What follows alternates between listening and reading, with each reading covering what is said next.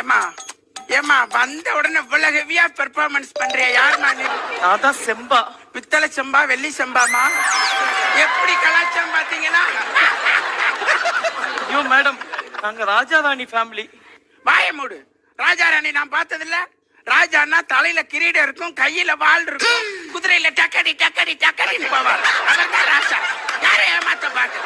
ராஜாராணியா? Raja Rani madam அது வந்து போதும் குந்து. ஆமா, அது யாருமா? அது வந்ததுல இருந்து ஒரு டைலாக் கூட பேசாம அப்படியே நிக்கிறான்.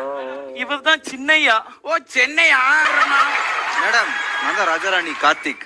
ஓ சீரியல் ராஜாராணி சீரியல் கார்த்திகா?